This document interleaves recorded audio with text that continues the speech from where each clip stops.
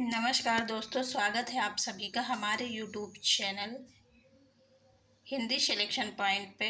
तो हम लोग सफलता सीरीज जो है कर रहे हैं, तो उसमें छायावाद और राष्ट्रीय काव्य चेतना और हालावाद से क्वेश्चन डिस्कस कर रहे थे, PYQs। तो आज उसके आगे जो है क्वेश्चन डिस्कस करेंगे, जो कि बहुत ही महत्वपूर्ण क्वेश्चन है। यहाँ से एग्ज़ाम में क्वेश्चन बनते ही बनते हैं, डायरेक्ट या इनडायरेक्ट। तो चलिए आज का सेशन स्टार्ट करते हैं। तो आज का पहला क्वेश्चन है कि पेट पीठ दोनों मिलकर है चल रहा लंगोटिया टेक इन पंक्तियों में व्यक्त की गई है। तो क्या व्यक्त किया गया है? भिक्षुक वर्ग की दयनीय स्थिति इसमें व्यक्त की गई है ना। अगला क्वेश्चन है कि इनमें छायावाद की विशेषताओं से संबंधित कौन सा विकल्प सही नहीं है। तो यहाँ पे सौंदर्य के प्रति अत्यधिक आकर्षण जो है ये सही नहीं है, और सारे ऑप्शन सही हैं। चलिए अगला क्वेश्चन देख लेते हैं।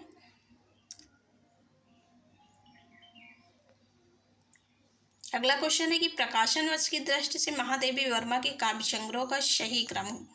तो सबसे पहले यहाँ पे निहार आ जाएगा 1930 में, फिर नीरजा, सांदगीत और दीपशिखा है। निहार इनका है जो 1930 में लिखा गया है, नीरजा 35 में लिखा है, सांदगीत जो है 1936, सब दीपशिखा जो है 1942। आई होप ये क्वेश्चन हम लोग कल डिस्कस कर चुके थे। चलिए कोई बात नहीं, रिवीजन हो जाएगा। अगला क्वेश्चन है निराला की कविता जूही की कली को किस संपादक ने बिना प्रकाशित किए वापस कर दिया था। तो वो है महावीर प्रसाद द्विवेदी। अगला क्वेश्चन क्या है? अगला क्वेश्चन है कि रावण अशुद्ध होकर भी यदि कर सकत्रस्त तो निश्चय तुम हो सिद्ध करोगे उसे ध्वस्त। राम की शक्ति पूजा कविता में कथन किसका है? तो ये कथन जामोन का है। कल है तो हम लोग ज़्यादा नहीं करेंगे, जल्दी जल्दी इसको रिवीजन कर लेंगे। गिरजे का घंटा इनकी जो है पहली कविता मानी जाती है। तो गिरजे की घंटा किसका है? तो सुमित्रानंदन पंत, ऑप्शन बी सही हो जाएगा। अगला क्वेश्चन है कि हो गया है व्यर्थ जीवन में रण में गया हूँ हार, यह काव्य पंक्ति निराला की किस कविता में है? तो ये हो जाएगा वनवेला, ऑप्शन सी सही हो जाएगा। अगला क्वेश्चन है छायावाद युग में लिखी गई कविता पुस्तक ब्रजरस के रचनाकार का नाम क्या है? तो वो हो जाएंगे राय कृष्ण दास, ऑप्शन सी सही हो जाएगा। अगला क्वेश्चन है कि लोकायतन पंथ की प्रबंधित कृति है तो जो किन दो खंडों में विभाजित है? तो यहाँ पे हो जाएगा बाह्य प्रवेश और अंतस्थ चेतना, ऑप्शन ए सही हो जाएगा। अगला क्वेश्चन है हरिवंश राय बच्चन की काव्यधारा का उल्लेख कीजिए। तो ये है इनका हालावादी, है ना। बच्चन के जो है रचनाएं इंपॉर्टेंट है, देख लेते हैं। तो मधुशाला, मधुमाला, मधुकलश और निशा निमंत्रण, एकांत संगीत, आतुल अंतर और शतरंगी, बंगाल का अकाल जो है, ये सब मोस्ट इम्पॉर्टेंट है। सारे जो है रिपीटेड हैं, ये कहीं ना कहीं पूछे गए हैं। तो ये सब जो है बच्चन जी के रचनाएं हैं। अगला क्वेश्चन है ज्ञान भिन्न कुछ क्रिया भिन्न है, इच्छा क्यों पूरी हो मन की एक दूसरे से ना मिल सके, यह विडंबना है जीवन की। उपरोक्त पंक्तियां कामायनी के किस सर्ग से ली गई हैं? तो यहाँ हो जाएगा रहस्य से। पढ़ने से ही पता हो जाता है कि इसमें कुछ रहस्यात्मकता है ना। इनकी जो है कामायनी में कितने सर्ग लगे हुए हैं? तो 15 सर्ग लगे हुए हैं। ये भी बहुत मोस्ट इम्पोर्टेंट है। तो चलिए देख लेते हैं। पहला है चिंता, आशा, श्रद्धा। 3-3 का पेयर बना के याद करेंगे तो याद हो जाएगा। चिंता, आशा, श्रद्धा, काम, वासना, लज्जा, कर्म, ईशा, ईड़ा, स्वप्न, संघर्ष, निर्वेद, दर्शन, रहस्य, आनंद। अगला क्वेश्चन है प्रकाशन काल की दृष्टि से हरिवंश राय बच्चन की रचनाओं का सही अनुक्रम है। तो यहाँ पे हो जाएगा ऑप्शन डी सही हो जाएगा। पहले आएगा निशा निमंत्रण 1938 में, मिलन यामिनी 1950, प्रणय पत्रिका 1954, जाल समेटा 1973 में, है ना। अगला क्वेश्चन है कि जयशंकर प्रसाद की कृतियाँ किस विकल्प में हैं? तो झरना, लहर, ध्रुव, स्वामिनी, स्कंदगुप्त, यही है हमको लग रहा। चलिए आगे देख लेते हैं ऑप्शन।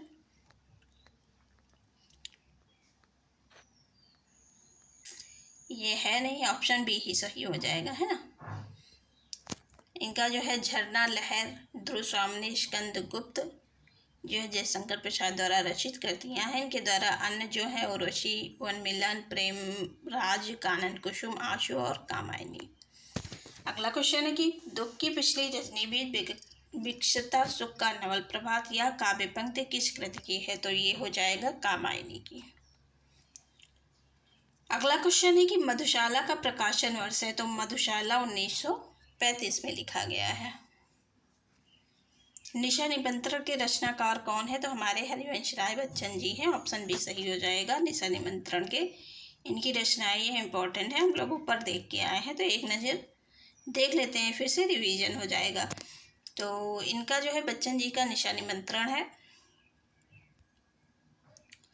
मधुशाला, मधुबाला, मधुकलश, मिलन यामिनी, एकांत संगीत, प्रणय पत्रिका, शतरंगी, आरती एवं अंगारे, ये इम्पोर्टेंट है। ये जो है कब देखने को मिलता है बुक में। आज कृतियों की रचना की है हमारे बच्चन जी ने। अपराजिता के लेखक कौन है? तो अपराजिता किसका है? तो अपराजिता जो है अंचल जी का है ना, ऑप्शन बी सही हो जाएगा।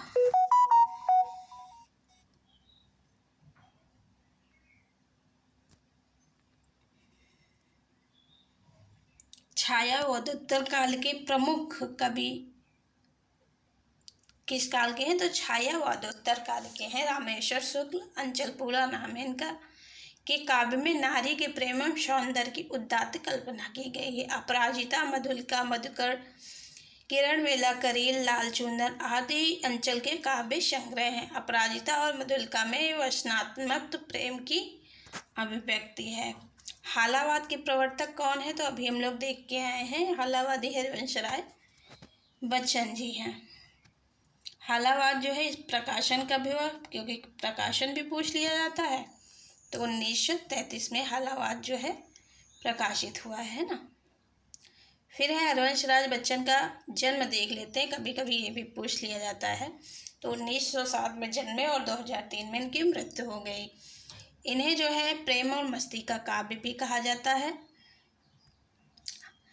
हरिवंश राय बच्चन को हिंदी का वायरन भी कहा जाता है। इम्पोर्टेंट है ये सारी बातें, तो गौर करके ये सब पढ़िएगा। अगला है कि शत्रु मेरा बन गया है, छल रहित व्यवहार मेरा, उक्त पंक्ति किस कृति से ली गई है? तो ये हो जाएगा मधुकलश, ऑप्शन डी सही हो जाएगा। इनकी इम्पोर्टेंट जो है दूसरी पंक्तियां देख लेते हैं कि शूर बने मधु का विक्रेता, सिंधु बने घट जलहाला, ये मधुशाला का। बस एक बार पूछा जाता है, यदि अमृत से पड़ता पाला, बहुत इम्पोर्टेंट है, तो ये मधुबाला से है। अगला क्वेश्चन है कि हिंदी काव्य मांशलवाद के प्रवर्तक माने जाते हैं? तो मांशल और अंचल, मांशल में अन की बिंदी, अंचल में, तो ऐसे रिलेट करके इसको हम लोग याद कर लेंगे, तो ऑप्शन ए सही हो जाएगा। हालावाद देखा ही गया है, हा से हरिवंश राय बच्चन, हा से हालावाद, है ना। सुमित्रा नंदन पंत को क्या कहा जाता है? प्रकृति का सुकुमार कवि। जयशंकर प्रसाद का प्रेम और सौंदर्य का कवि, जयशंकर प्रसाद को क्या माना जाता है? प्रेम और सौंदर्य का कवि माना जाता है।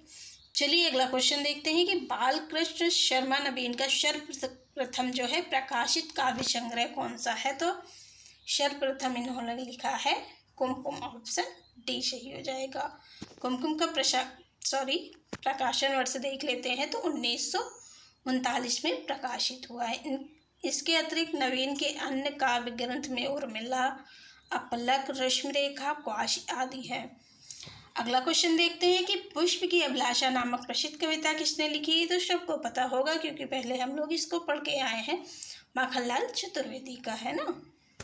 मुझे कौन सी जो है पंक्ति इनकी इम्पोर्टेंट है कि मुझे तोड़ लेना वनमाली, उस पर पथ पर तुम देना फेंक, जिस पथ से जाते हैं बीरन, एक ऐसे कुछ है, याद नहीं आ रहा है। तो चलिए अगला क्वेश्चन देखते हैं। क्वेश्चन है कि मौर्य विजय किसकी रचना है? तो मौर्य विजय हो जाएगा सियाराम शरण गुप्त की, ऑप्शन बी सही हो जाएगा। अन्य रचनाएं जो है सियाराम शरण गुप्त की क्या है? पाथेय, गोपिका, बापू, अनाथ, आद्रा, विषाद आदि। अंतिम आकांक्षा, नारी, गोद इनके उपन्यास है ना। अंतिम आकांक्षा, नारी और गोद। चलिए अगला क्वेश्चन देखते हैं। क्वेश्चन है कि छायावाद और उत्तर छायावाद के बीच कुछ वैसा ही संबंध दिखता है जैसे मध्यकाल में भक्ति काव्य और रीति काव्य के बीच था। पंक्तियों के लेखक कौन है? तो ये हो जाएंगे रामस्वरूप चतुर्वेदी, है ना। छायावाद और उत्तर छायावाद के बीच कुछ वैसा ही संबंध दिखाई देता है जैसा मध्यकाल में भक्ति काव्य और रीति काव्य के बीच। तुलनात्मक जो है अधिकतर अध्ययन जो हमारे रामस्वरूप चतुर्वेदी ही करते हैं खासकर, है ना। इनकी जो है साहित्यिक हिंदी साहित्य ग्रंथ कौन सा है? हिंदी साहित्य एवं संवेदना का विकास।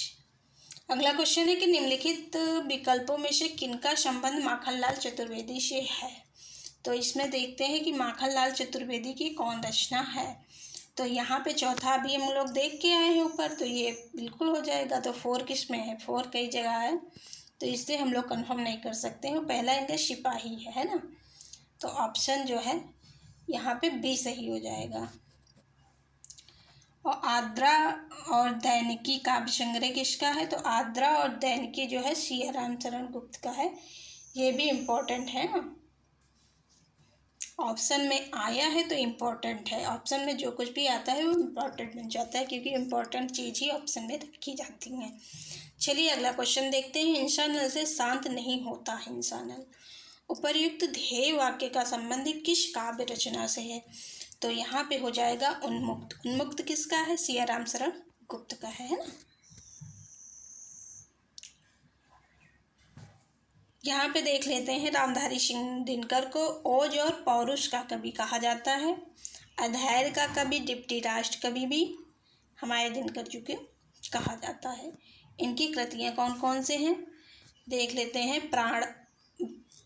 प्राणभंग, रेणुका और हुंकार, शामधेनु, कुरुक्षेत्र, उर्वशी, मिट्टी की ओर, अर्धनारीश्वर, रेती के फूल, संस्कृत के 4 अध्याय। ये जो है दिनकर जी की कृतियाँ हैं। मैथिली शरण गुप्त को हरिगीतिका छंद का पातशाह नाम से जाना जाता है। मोस्ट इम्पोर्टेंट, अक्सर पूछा जाता है। चलिए अगला क्वेश्चन देखते हैं। क्वेश्चन है कि निम्नलिखित में से कौन से कवि उत्तर छायावाद से संबंध नहीं है? तो यहाँ पे बताना है उत्तर छायावाद से कौन संबंध नहीं है। तो उत्तर छायावाद में हमारे अंचल जी तो आ ही जाएंगे, है ना। और कौन है? यहाँ पे हो जाएगा बी और सी, नवीन जी और अंचल जी जो है तीसरा ऑप्शन सही हो जाएगा। ये उत्तर छायावाद के कवि हैं। जबकि राम नरेश त्रिपाठी द्विवेदी मंडल के बाहर व दूसरे स्वच्छंदतावादी, इनको दूसरे स्वच्छंदतावादी कहा जाता है राम नरेश त्रिपाठी को। पहले श्रीधर पाठक है ना। भारत भूषण अग्रवाल जो है प्रयोगवादी कवि है। अंचल की रचनाएं देख लेते हैं। तो अंचल की रचनाएं जो है मधुलिका, अपराजिता, किरण बेला, करेल, लाल चुनर, वर्षांत के बादल आदि हैं। नवीन जी की रचनाएं कौन कौन सी है? तो कुमकुम है, रश्मि रेखा है, अपलक, क्वाश। राम नरेश त्रिपाठी की रचनाओं में मिलन, पथिक, मानसी और भारत भूषण अग्रवाल की रचनाएं छवि के बंधन, जागते रहो, मुक्ति मार्ग आदि है। अगला क्वेश्चन है कि छायावाद तत्वतः प्रकृति के बीच जीवन का उद्गीत है या उद्घोष है? यह उद्घोष जो है महादेवी वर्मा का है।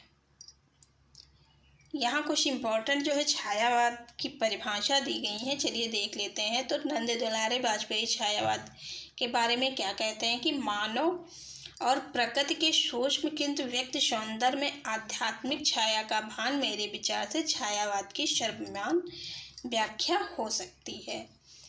अगला जो है जयशंकर प्रसाद जो है छायावाद के बारे में क्या लिखते हैं? उन्होंने लिखा है कि जब वेदना के आधार पर स्वानुभूतिमयी अभिव्यक्ति होने लगी तब हिंदी उसे छायावाद के नाम से अभिव्यक्त किया गया। आगे देखते हैं, रामविलास शर्मा जो है छायावाद के विषय में क्या कहते हैं। तो उन्होंने क्या कहा है, छायावाद स्थूल के प्रति सूक्ष्म का विद्रोह नहीं रहा है, जबकि रहा है किसने कहा है, नंद दुलारे वाजपेयी ने, सॉरी नंद दुलारे ने नहीं कहा है, वो नगेंद्र ने कहा है ना। और नहीं रहा है वरन थोथी नैतिकता, रूढ़िवाद और सामंती साम्राज्यवाद बंधनों के प्रति विद्रोह है। अगला क्वेश्चन है कि नौका विहार कविता में गंगा की लहरों के बीच चांद के प्रतिबिंब के लिए किस प्रकार की नायिका का उल्लेख है। तो यहाँ पे हो जाएगा मुग्धा, ऑप्शन ए सही हो जाएगा। यहाँ पे जो है पंत जी की रचनाएं हैं, है ना। चलिए देख लेते हैं, एक नज़र कवर हो जाएगा। नौका विहार कविता में गंगा की लहरों के बीच चांद के प्रतिबिंब के लिए मुग्धा नायिका का उल्लेख है। नौका विहार कविता पंत की कृति है। पंत की अन्य कृतियों में उच्छ्वास, ग्रंथ बीड़ा, पल्लव गुंजन, युगांत, युगवाणी, ग्राम्य चितंबरा, कला और बूढ़ा चांद, अतिमा, लोकायतन आदि हैं। लोकायतन नामक महाकाव्य जो है महात्मा गांधी के जीवन पर लिखा है, मोस्ट इम्पॉर्टेंट है। लोकायतन किसके जीवन पे आधारित है, तो महात्मा गांधी के जीवन पे आधारित है। चिदंबरा के लिए पंत को उस भारतीय ज्ञानपीठ पुरस्कार प्राप्त हुआ, ये भी इम्पोर्टेंट है। अक्सर अदर एग्जामों में ये क्वेश्चन जरूर पूछा जाता है।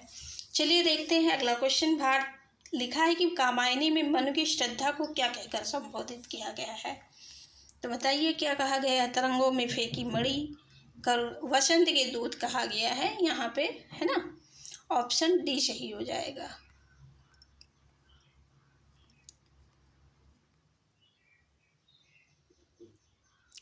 अभी हम लोग जो है 15 शरह कामायनी में ऊपर देख के आए हैं, है ना। यहाँ कुछ चीज इम्पोर्टेंट है, ये देख लेते हैं। कामायनी में प्रधान रस शांत निर्वेद है। इसमें ईड़ा बुद्धि का और कुमार मानव का प्रतीक है। इसमें मुख्यतः समरसतावाद, आनंदवाद दर्शन मिलता है। इम्पोर्टेंट है, मोस्ट इम्पोर्टेंट है ये, है ना। चलिए अगला क्वेश्चन देखते हैं। देखिए आ गया है सर्ग से। तो कामायनी में प्रारंभ से लेखक वासना तक सर्गों का सही क्रम है। तो यहाँ पे सही क्रम आपको बताना है। तो अगर याद किए होंगे, चिंता, आशा, श्रद्धा, काम, वासना, ऐसे है ना। अगर 2-3 बार हम लोग रिपीट कर लेंगे तो इन 3 के पेयर में तो आसानी से याद हो जाता है, नहीं तो ट्रिक से हम लोग याद कर लेंगे शॉर्ट वीडियो में। अगला क्वेश्चन की डॉक्टर रामविलास शर्मा के अनुसार राम की शक्ति पूजा में किन 2 कविताओं का सार तत्व है। तो यहाँ पे ऑप्शन ई सही हो जाएगा, तुलसीदास और सरोज स्मृति। अगला क्वेश्चन है कि कामायनी में श्रद्धा किस गोत्र की है। तो काम गोत्र की है, ऑप्शन सी सही हो जाएगा।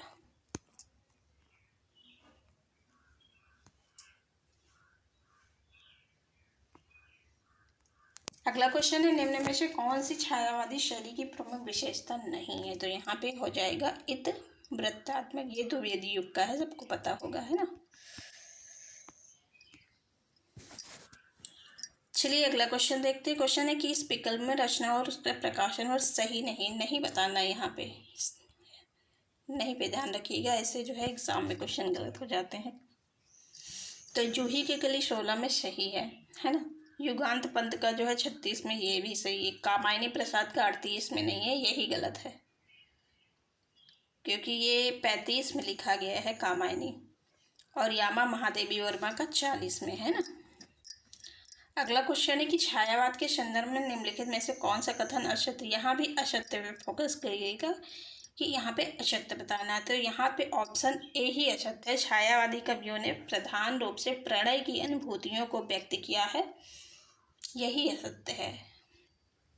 छायावाद की विशेषता अभी जो है लेटेस्ट एग्जाम जीडीसी का हुआ था, वहाँ पे आया था। तो ये विशेषताएं जो है पूछी जाती हैं, और जो सही है वो ऑप्शन देख लेते हैं। तो ऑप्शन बी सही है। छायावादी जो है भावबोध, स्वानुभूत और सौंदर्य प्रदान कल्पना द्वारा निर्मित हुआ है, सही है। छायावादी कवि निराला की अनुभूति शैव दर्शन में परिणित होती चली जाती है, ये भी सही है। ऑप्शन डी है कि छायावाद कविता द्विवेदी युगीन नीरस उपदेशात्मक और स्थूल आदर्शवादी काव्यधारा के विरुद्ध विद्रोह के रूप में प्रभावित हुई है। ये भी सही है। जो ऑप्शन सही है उस पर ज़्यादा फोकस करिएगा क्योंकि एग्जाम में पूछा जाता है। अगला क्वेश्चन देखते हैं। अगला क्वेश्चन है कि छायावाद के संदर्भ में इनमें से कौन सा कथन गलत है। यहाँ भी गलत ही बताना है ना। यानी कि हमको सही देखने को 3 ऑप्शन मिलेंगे जो कि बहुत इम्पोर्टेंट है। तो यहाँ पे पहला ऑप्शन है कि छायावाद को अपना समर्थ आलोचक नंदुलाल बाजपेयी के रूप में मिला है, सही है। दूसरा है छायावाद के समांतर चलने वाली प्रेम और मस्ती की काव्यधारा के एक प्रमुख कवि जो है बच्चन जी है, ये भी सही है। गलत यहाँ पे बताना है। फिर है तीसरा है कि छायावाद की राष्ट्रीय सांस्कृतिक काव्यधारा के एक प्रमुख कवि यही है राय कृष्णदास, तो यही ऑप्शन गलत हो जाएगा। इसके अकॉर्डिंग सही है और के अकॉर्डिंग ये गलत है क्योंकि गलत पूछा गया है। अगला क्वेश्चन है अगला विकल्प है कि महादेवी वर्मा ने अज्ञात प्रियतम के प्रति प्रणय निवेदन किया है, तो ये एकदम राइट है। हर एक ऑप्शन बहुत ही इम्पोर्टेंट है, स्किप नहीं करिएगा, ध्यान से पढ़िएगा, क्वेश्चन यहीं से ही बनते हैं। अगला क्वेश्चन है कि दुखी जीवन की कथा रही क्या कहूँ आज जो कही नहीं। उपर्युक्त पंक्तियाँ किस कविता से उद्धृत है। तो निराला जी की कविता है सरोज स्मृति में ये कहा गया है ना। कब लिखा गया है सरोज स्मृति? तो 1935 में लिखा गया है। अगला क्वेश्चन है कि कविता हमारे परिपूर्ण क्षणों की वाणी है, ये किसने कहा है। तो ये हमारे पंत जी ने कहा है, ऑप्शन ए सही हो जाएगा। तो आज का ये सेशन यहीं तक रखते हैं,